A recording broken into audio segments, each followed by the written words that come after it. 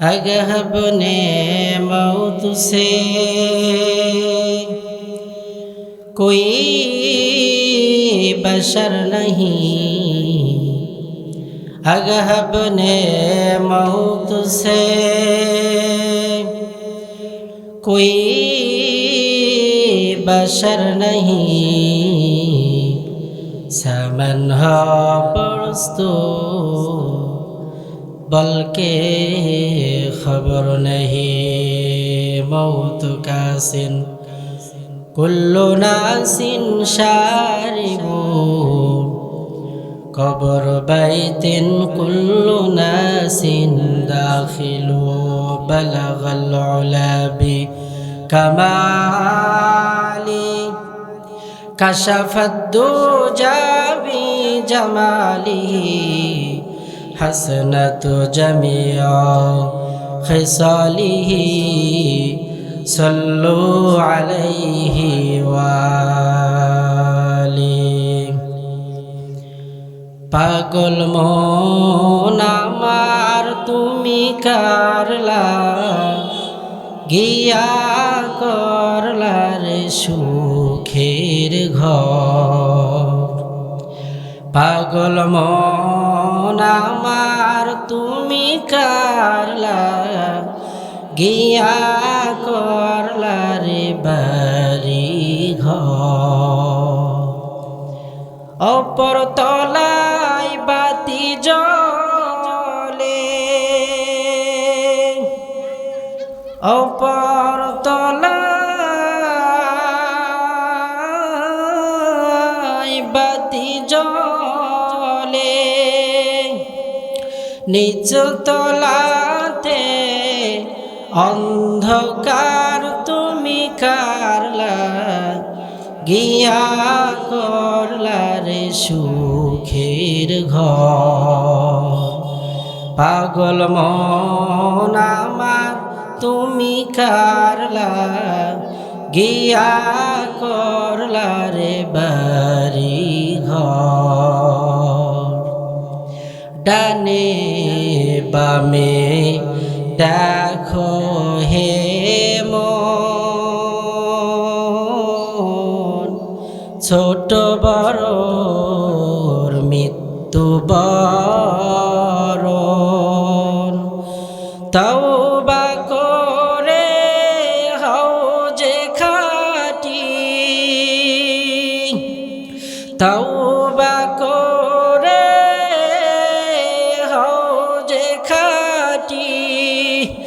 দরবারে আল্লাহ তাআলার তুমি কারলা, গিয়া করলা রে সুখের ঘর। পাগল মন আমার তুমি কারলা, গিয়া করলা রে সুখের ঘর। অপর তলায় বাতি জলে, অপর তলায় বাতি জলে, নিচ তলাতে অন্ধকার তুমি কারলা, গিয়া করলা রে সুখের ঘর।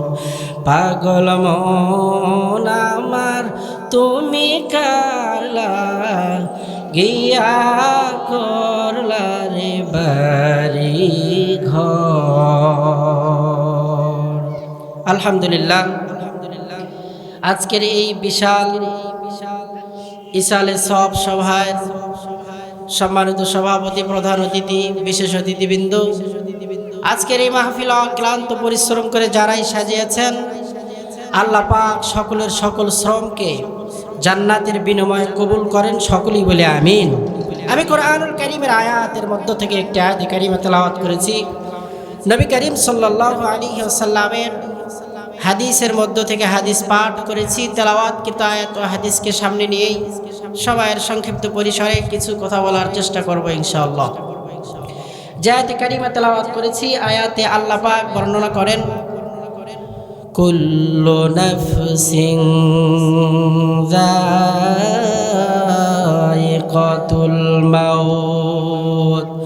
সুম্মা ইলাইনা তুরজাউন।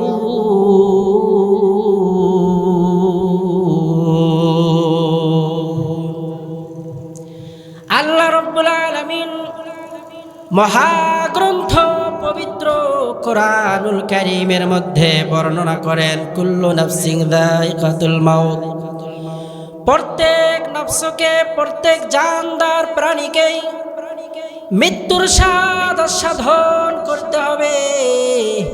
সুম্মা ইলাইনা তুরজাউন, আর মানুষের ইন্তেকাল যখন হয়ে যাবে, ইলাইনা তুরজাউন, তখন মানুষকে আবার আল্লাহ পাকের কাছে ফিরে যেতে হবে।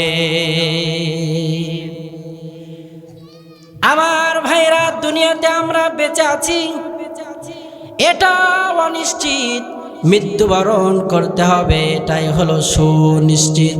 পৃথিবীর যত বড়ই মানব আর দানব হোক না কেন, মৃত্যুকে আজ পর্যন্ত কেউ অস্বীকার করছে এইরকম মানব আর দানব আল্লাহর জমিনের মধ্যে একটাও না। আল্লাহ তাআলা দুনিয়াতে মানুষদেরকে পাঠান তার ইবাদত, তার গোলামি করার জন্য।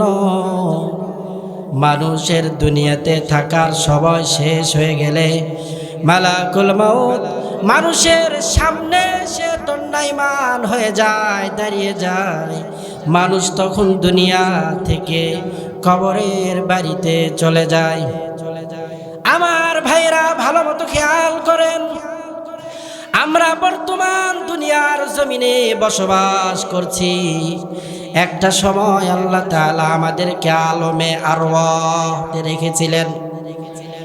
এরপরে আমার আল্লাহ তাআলা সেখান থেকে আমার বাবার পৃষ্ঠ দেশে আল্লাহ তাআলা পাঠায় দিলেন, আর ঘোষণা করে দিলেন, ও আমার বান্দারা, আমি আল্লাহ তাআলার নিয়ামতের শুকর করো।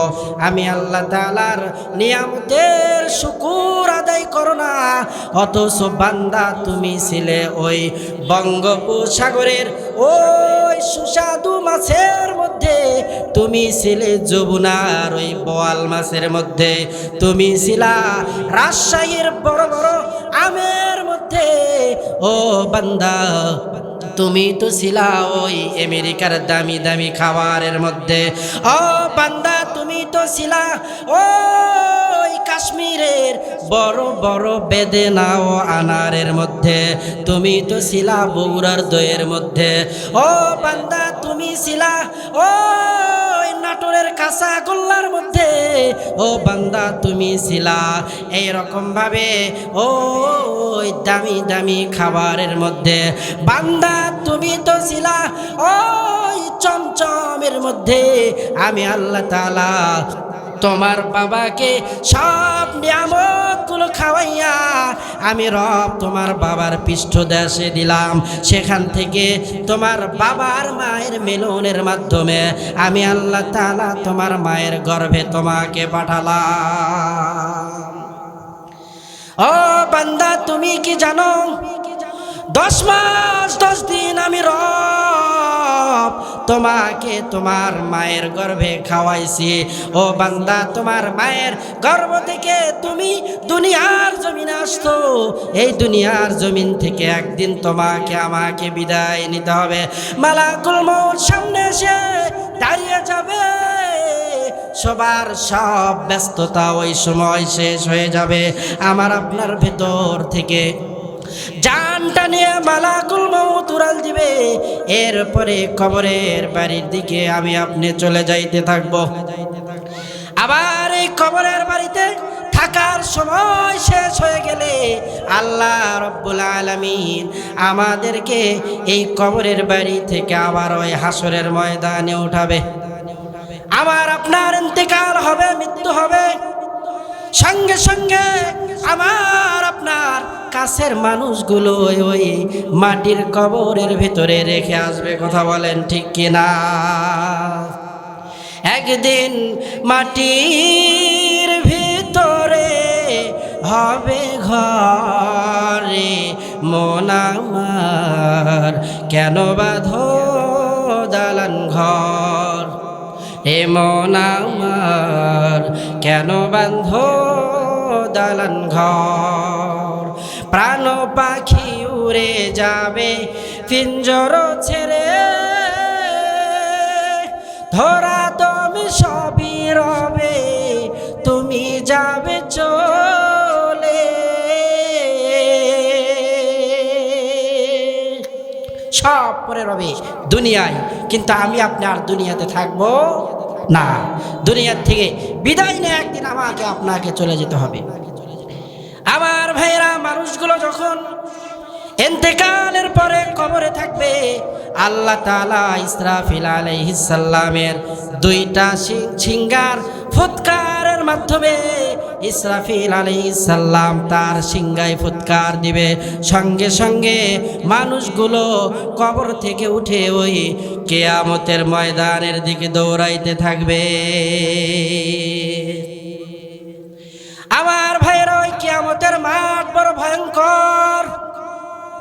আল্লাহ রাব্বুল আলামিন কাহারিয়াতের রূপ ধারণ করে কিয়ামতের ময়দানে বিচারের সিংহাসনের মধ্যে বসে যাবে।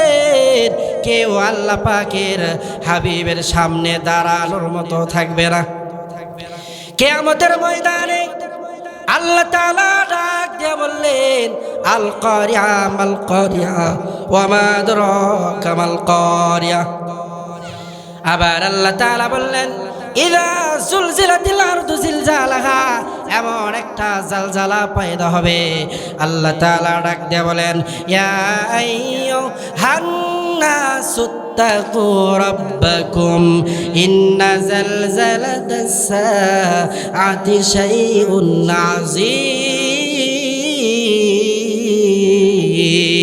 আযীম। ও মানুষ, সুত্তাকু রাব্বাকুম, আমি আল্লাহ তাআলাকে ভয় করো। ইন্না জালজালাতাস সাআতি শাইউন আযীম, আর মনে রাখো কিয়ামতের কম্পন এটা বড় আযীম একটা কম্পন। ওই কিয়ামতের ময়দানে আল্লাহ রাব্বুল আলামিন বিচার করার পরে মানুষের স্থান হয়ে যাবে দুই দিকে, হয়তো জান্নাতি হবে, না হয় মানুষগুলো জাহান্নামী হবে। আপনারা কার কোন দলে থাকতে চান? জান্নাতে থাকতে চাই, জাহান্নামে যাইতে চাই না।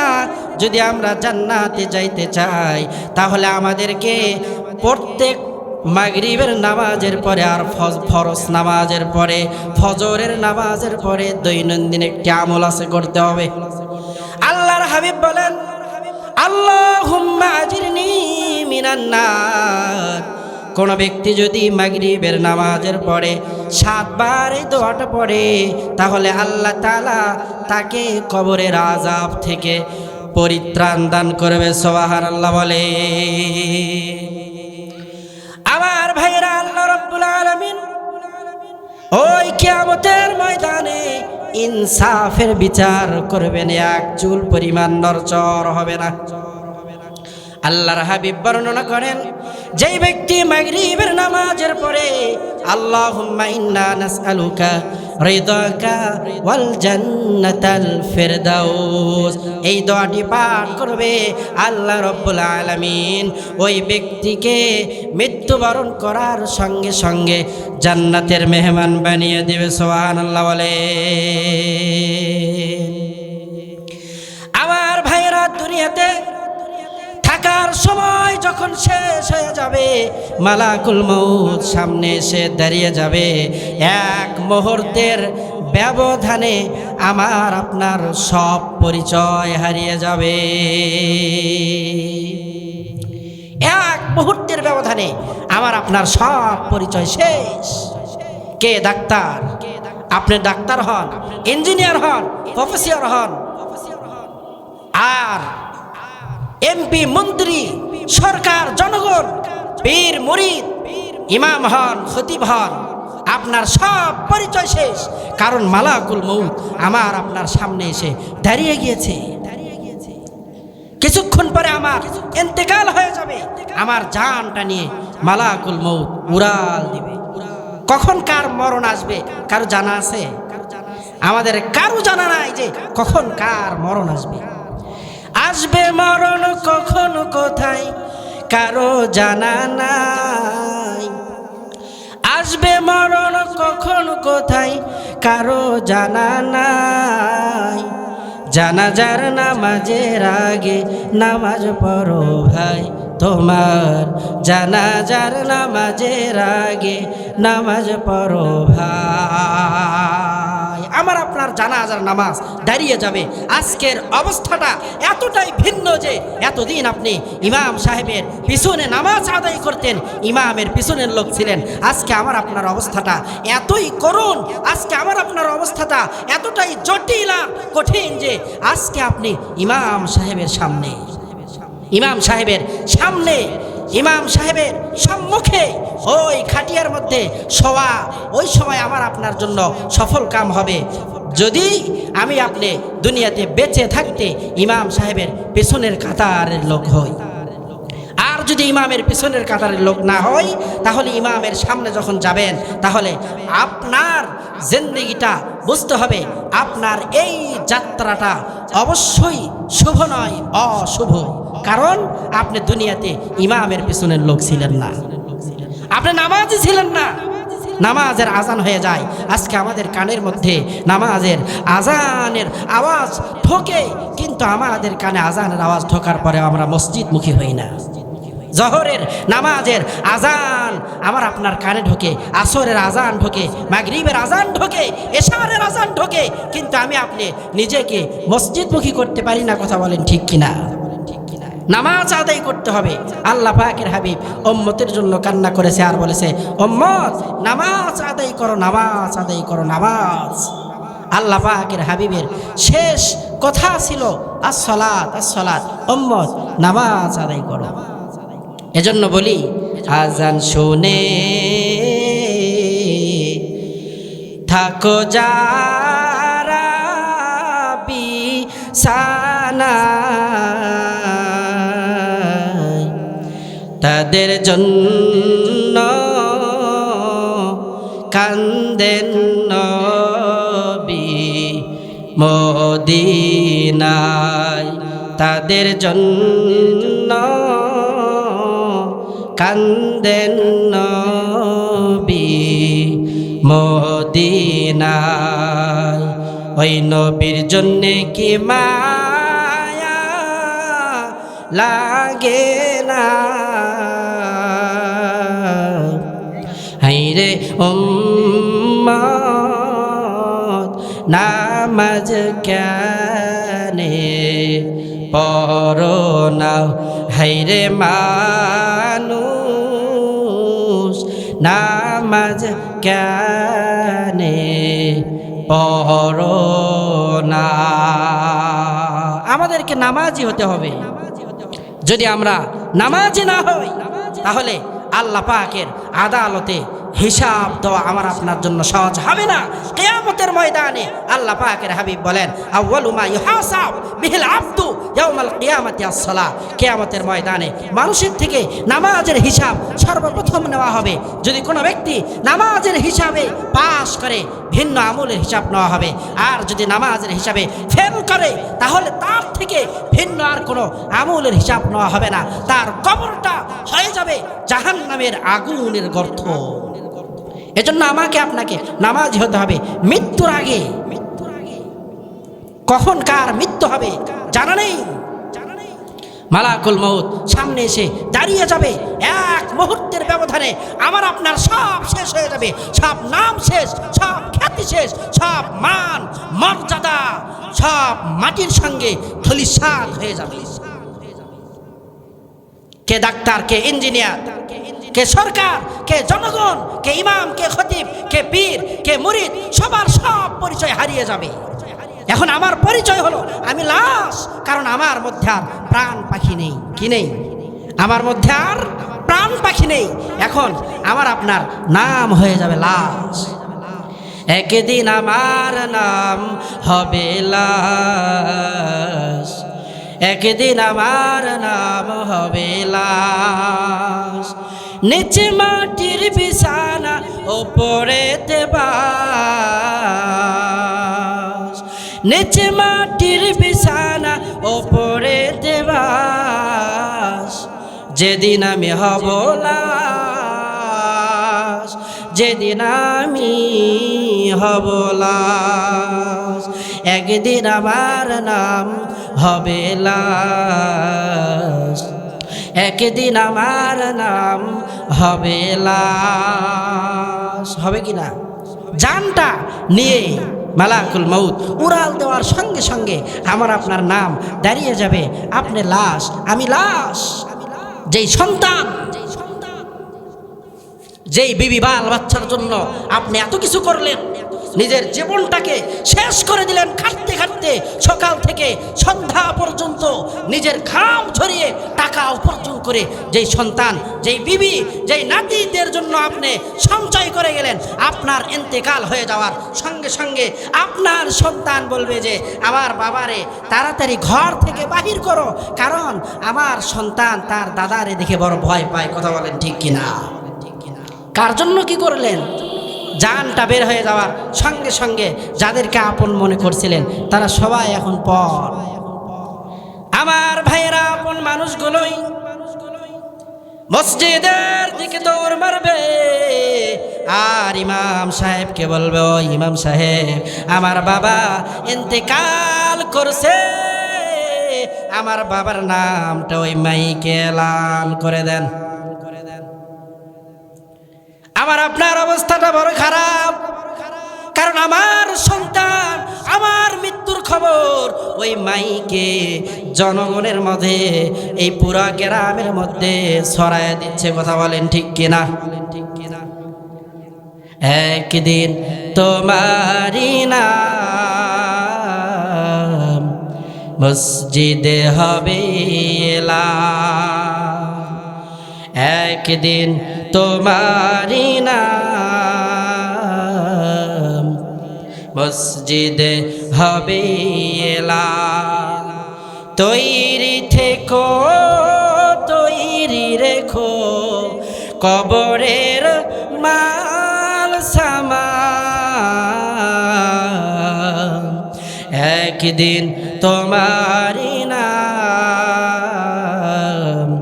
মসজিদে হবে এলান। কথা বলেন ঠিক কিনা?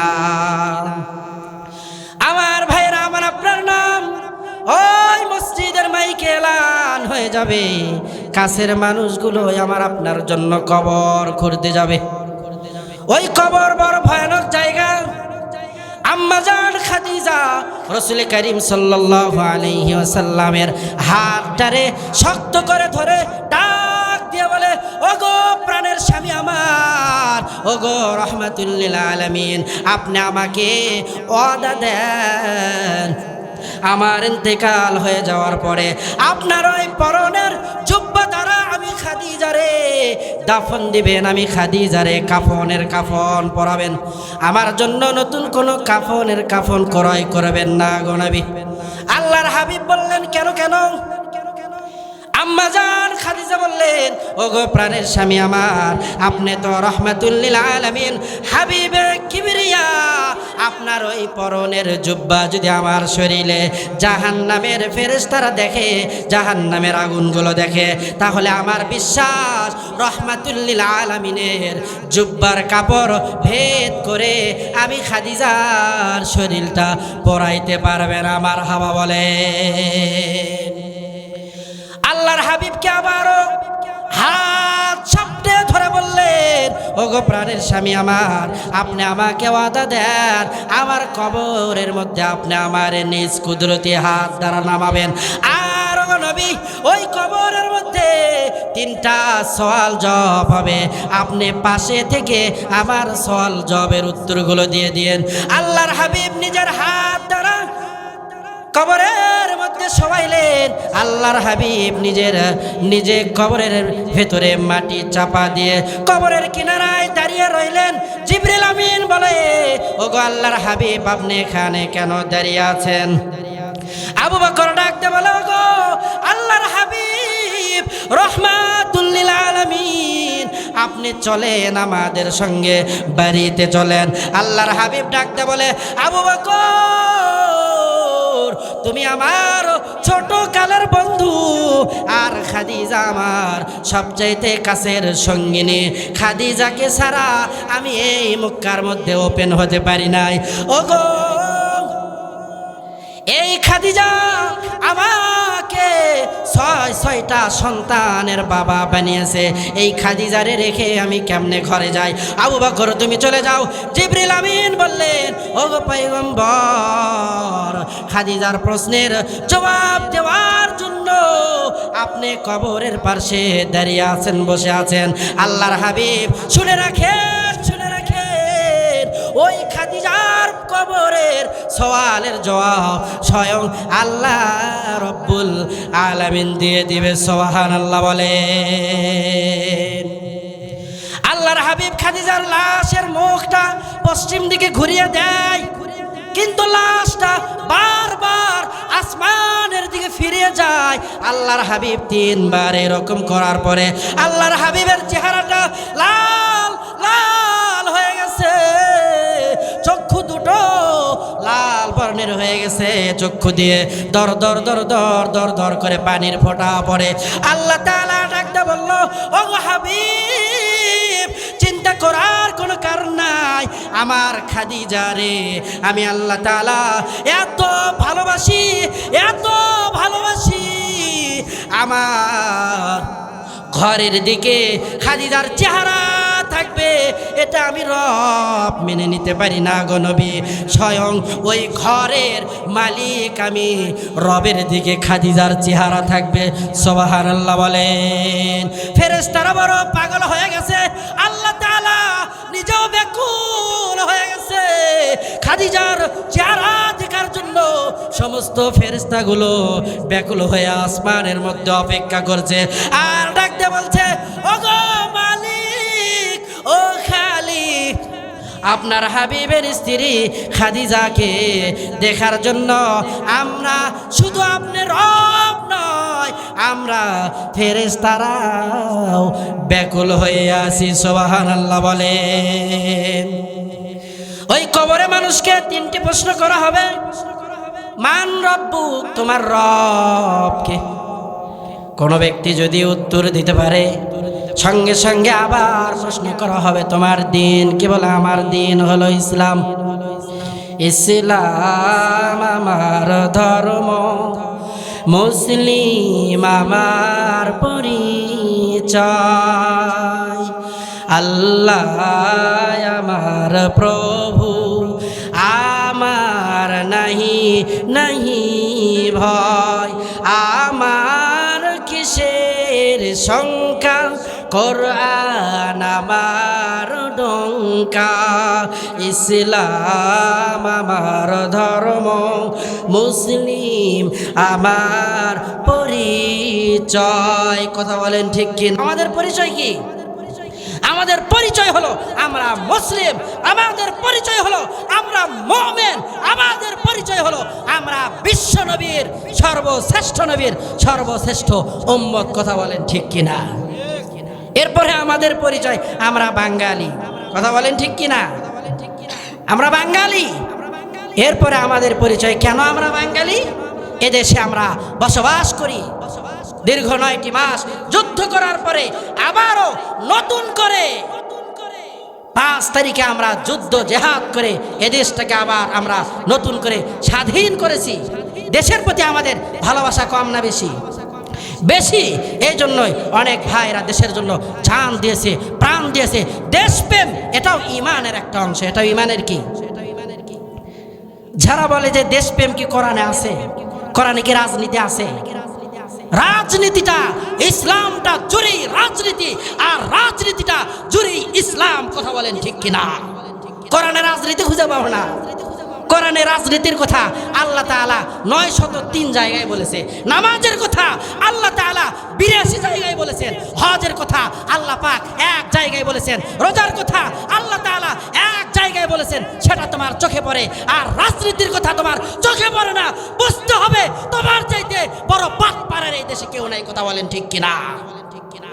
দেশপ্রেম যদি তোমাদের মধ্যে থাকতো, তাহলে এদেশের হাজারো কোটি লক্ষ লক্ষ টাকা চুরি করে পাচার করে বিদেশের মাটিতে তোমরা ব্যাংক ব্যালেন্স করতে পারতা না, আর ঘর করতে পারতা না। কথা বলেন ঠিক কিনা? দেশপ্রেম আমাদের অন্তরের মধ্যে আছে, তোমাদের অন্তরের মধ্যে দেশপ্রেম নেই। কথা বলেন ঠিক কিনা? এজন্য দেশের প্রতি ভালোবাসা আমাদের কম না বেশি? আমরা মুসলমান দেশ হিসাবে আমরা বাংলাদেশি, আর আমরা আল্লাহ পাকের রসুলের ইত্তেবা অনুকরণ করি আমরা সর্বশ্রেষ্ঠ উম্মত। আমার ভাইরা, আল্লাহ রাব্বুল আলামিন ওই কবরের মধ্যে 3 নাম্বার প্রশ্ন করবে তোমার নবীকে। যে ব্যক্তি ইমানদার সঙ্গে সঙ্গে জবাব দিয়ে দিবে মুহাম্মাদুর রাসূলুল্লাহ। আল্লাহু আকবার বলেন। আমার নেতা হলো মুহাম্মদ, আমার নেতা হলো ওই আরবের আলামিন, আমার নেতা হলো সর্বশ্রেষ্ঠ নবী, আমার নেতা হলো হাবিবুল্লাহ। আমার নেতার চরিত্রের চাইতে ভালো চরিত্র আর কার আসেনি? আর আমাদের নেতার যে চরিত্র, আমাদের নেতার চরিত্রের বর্ণনা দিতে গেলে মনে হয় মাইক কেড়ে নেবে, এরকম অবস্থা হয় কিনা অনেক জায়গায়। নেতার পিছনে ঘুরতে হবে, ভালো নেতার পিছনে। আল্লাহ তাআলা কিয়ামতের ময়দানে নেতা সহ অনুসারীদেরকে উঠাবেন আর বলবে তোমার নেতা যে পথে তুমিও যাও সেই পথে। এজন্য আসুন সর্বশ্রেষ্ঠ নেতার পিছনে আমরা ঘুরি। ইসলাম কায়েম করার জন্য আমাদের ভিতরে ঈমানের বল থাকতে হবে, ঈমানের বলে বলিয়ান হয়ে ময়দানে ঝাঁপিয়ে পড়তে হবে। আর যদি ডাক আসে আমিরে খেলাফতের পক্ষ থেকে খেলাফত কায়েম করার জন্য, তাহলে আমাদের পক্ষ থেকে রক্ত দিয়ে, জীবন দিয়ে, রক্তের বন্যায় খেলাফত বিদ্বেষীদেরকে ভাসিয়ে দিয়ে এই বাংলাদেশ থেকে আমরা খেলাফতের সূচনা পুরা বিশ্বে কায়েম করব। সকলেই বলেন ইনশাআল্লাহ। আল্লাহ তাআলা আমাদেরকে তৌফিক দান করেন। কোরআন দিয়ে আমাদের জীবন পরিচালনা করতে হবে। যদি আমরা শান্তি পেতে চাই, যদি আমরা আমাদের জীবনের সমাধান পাইতে চাই, সমাধান চাও যদি জীবনে মরণে, ফিরে যাও ঘুরে তাকাও চোখ রাখো কোরআনে, তবেই পাবে সুখ শান্তির ঠিকানা। মেনে নিতে পারো যদি মনে প্রাণে, সমাধান চাও যদি জীবনে মরণে, ঘুরে যাও ফিরে তাকাও চোখ রাখো কোরআনে। কোরআনে চোখ রেখে আল্লাহ তাআলা আমাদের সবাইকে আগামী জীবন চলার মতো তৌফিক দান করেন। ওয়া মা তৌফিকি ইল্লা বিল্লাহ।